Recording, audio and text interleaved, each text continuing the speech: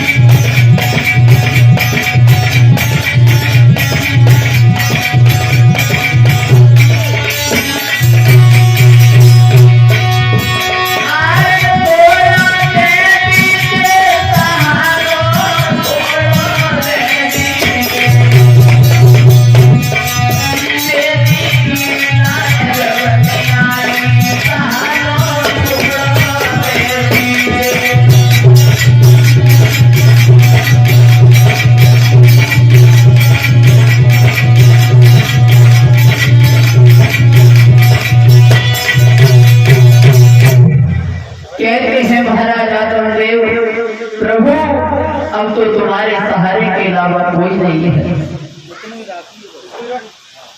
क्योंकि एक तो हमारे घर में कोई बच्चा नहीं है और दूसरी बात जो हमारी पत्नी है ये भी मेरी बात नहीं मानती है।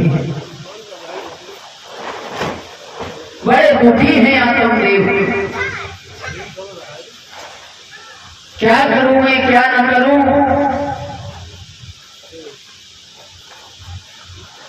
कुछ समझ में नहीं आ रहा है। मेरे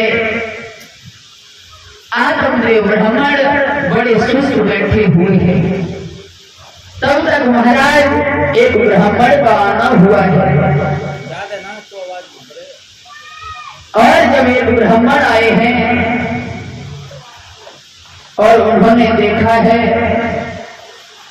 कि ब्राह्मण हमारे पास की ओर आ रहे हैं, दोनों हाथ जोड़ करके खड़े हो गए और बोले हैं ब्राह्मण देवता से,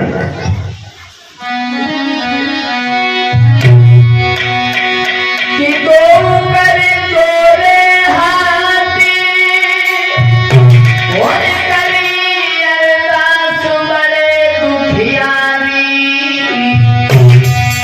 मेरे घर में नाई बेटा प्रभजी हुई रही मेरी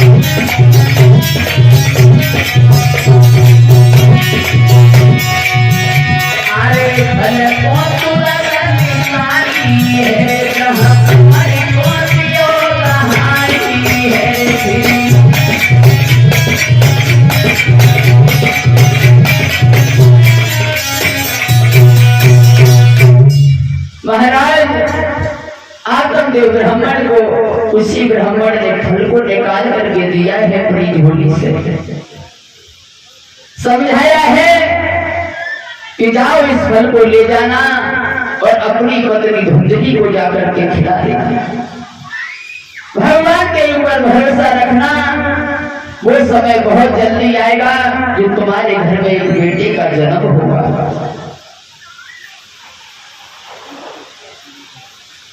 जब महाराज ये बात सुनी है ब्राह्मण की, तो आत्मदेव के दिल में बहुत तसल्ली आती है। फल को हाथ में लेकर के चल दिए हैं, खुशी का कोई ठिकाना नहीं है, दौड़ते हुए जा रहे हैं। और रानी धुंधली के पास में जब पहुंचे हैं, तो रानी धुंधली ने जब देखा है तो कहने लगी है, क्या बात है महाराज, आज बहुत बड़े खुश नजर आ रही हो। आत्मदेव कहने लगे हैं, तुम्हें नहीं मालूम है भद्रे, अरे हमारे घर में किसी बेटे का या बेटी का कोई जन्म नहीं हुआ है। हमारे यहाँ पर ब्राह्मण देवता आए हैं, उन्होंने मुझे एक फल दिया है, इस फल को तुम खा लेना, भगवान के ऊपर भरोसा रखना, हो सकता है हमारे घर में एक बेटी का जन्म हो जाएगा।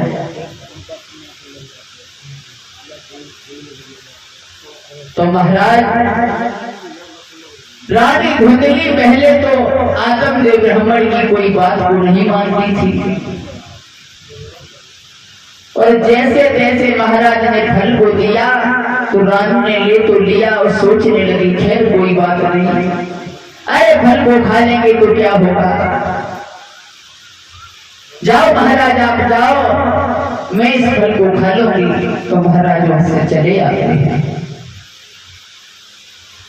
लेकिन महाराज जैसे ही आत्मदेव ब्राह्मण घर से निकले, वैसे ही एक पड़ोसी का आना हुआ है।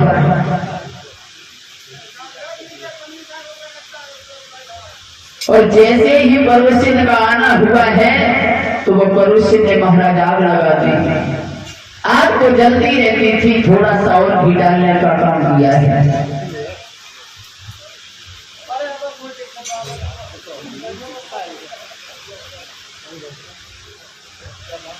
जैसे ही पड़ोसी आई और बोली है धुंधली से, बहन अरे तुम्हारे पति जो फल को लेकर के गए हैं, उस फल को कदाप मत खाना। क्या? हाँ हाँ, क्योंकि आज दिन तक तुमने उनकी बात को कभी नहीं माना और आज इस फल को खा रही हो, कदाप मत खाना। क्योंकि एक बात और है सहेली, क्या बात है? तो वो बोली है कि फल आए जितना समय हुआ उतना ही कर्म हमारा है, और अपने पति को बहकाना ये रानी काम तुम्हारा है। कहती है मेरी बहन उस फल को कदाप मत खाना। अरे मेरे उदर में बालक जो पैदा होगा वो बालक मैं तुम्हें दे दूंगी, लेकिन तुम अपने कान और अपने टेक को कदाप मत करना। तो देखिए महाराज, पहले तो रानी धुंधली महाराज की बात को तो वैसे भी नहीं मानती थी, लेकिन जब थोड़ी सी अग्नि जल रही थी उसमें जब घी डाला है तो रानी ने वही काम किया है महाराज। उस फल को नहीं खाया और लेके चल देती है कि बने तीनों गाय खिलाई है, बड़ी चली अनासी है।